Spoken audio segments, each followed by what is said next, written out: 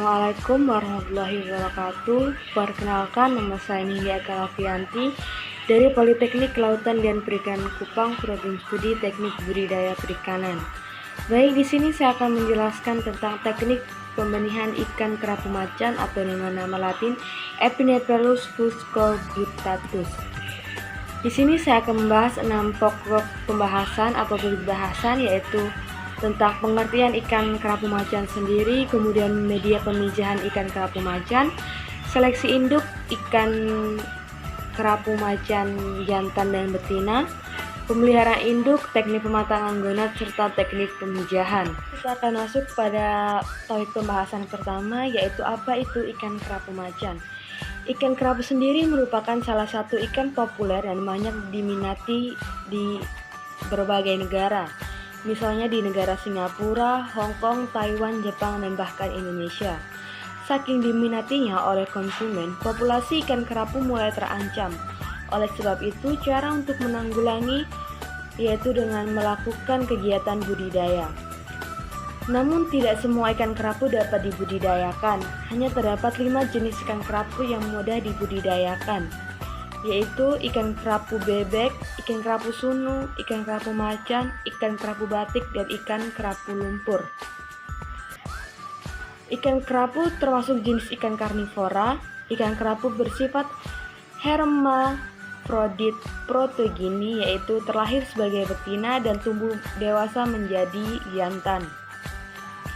Namun dalam 10 tahun terakhir, ikan kerapu macan menjadi ikan favorit untuk dibudidayakan. Hal ini dikarenakan proses pertumbuhan yang cepat, daya tahan tubuhnya kuat terhadap perubahan lingkungan, dan harga pasar yang cukup baik. Untuk harga benih sendiri yaitu berkisar antara 5.000 sampai 10.000 setiap 5 sampai 10 cm. Sedangkan untuk ukuran konsumsi di Indonesia sendiri harganya mencapai 120.000 sampai 150.000 rupiah. Sedangkan untuk di luar negeri harganya mencapai 500.000 per kilogram. Ini adalah topik pembahasan yang kedua, yaitu tentang media pemijahan. Untuk media pemijahan ikan kerapu macan sendiri bisa dipijahkan dalam 2 media, yaitu bisa di bak fiber maupun keramba jaring apung. Untuk bak fibernya bisa berbentuk bulat maupun kubus dengan ukuran 50 sampai 100 meter kubik. Sebelum digunakan, bak fiber harus dibersihkan dengan desinfektan berupa kaporit dengan dosis 30 ppm dan dibiarkan selama 15 sampai 30 menit. Setelah itu dibilas menggunakan air laut dan dikeringkan selama 24 jam. Sedangkan untuk keramba jaring apungnya berbentuk kantong dengan ukuran 4 x 4 x 4 meter kubik. Ukuran mata jaringnya sebesar 2 inci dan dengan ukuran benang D18. Sebelum digunakan, layaknya bak fiber, jaring juga harus dibersihkan selama 2 minggu. Setiap 2 minggu, setelah itu dijemur selama 1 hari. Pembahasan yang ketiga yaitu seleksi induk. Nah, di sini induk diseleksi antara yang jantan dengan betina. Untuk induk jantan sendiri memiliki ciri-ciri, yaitu berwarna lebih gelap, ukuran lebih besar daripada induk betina, dan juga bagian perutnya ramping.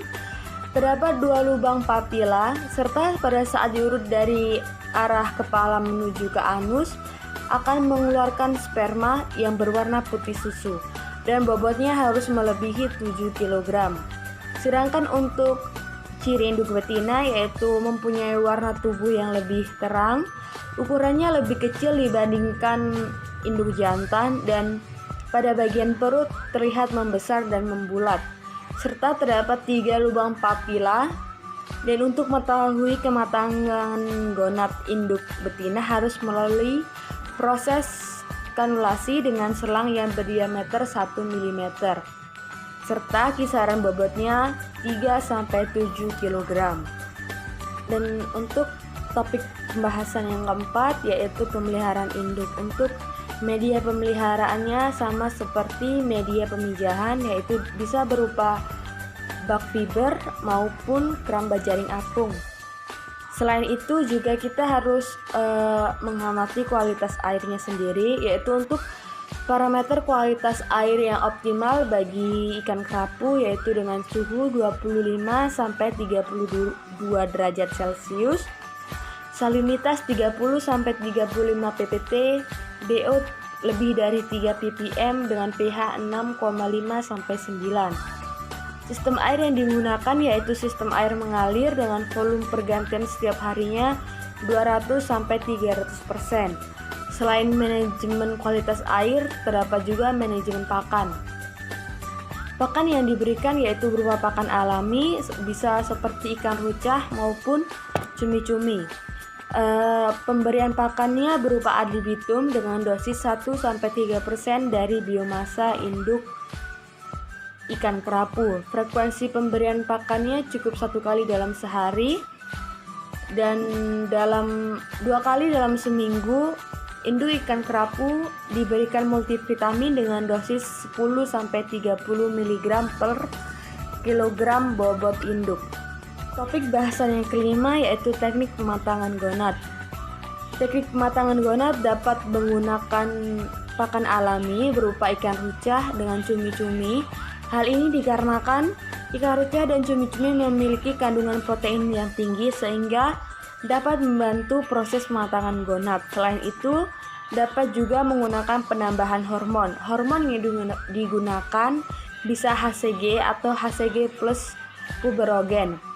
Penyuntikan hormon dilakukan secara intramuskular di bagian bawah sirip dorsal dengan dosis 450 IU per bobot induk betina dan 500 IU per bobot induk jantan. Topik bahasan yang terakhir yaitu teknik pemijahan ikan kerapu macan.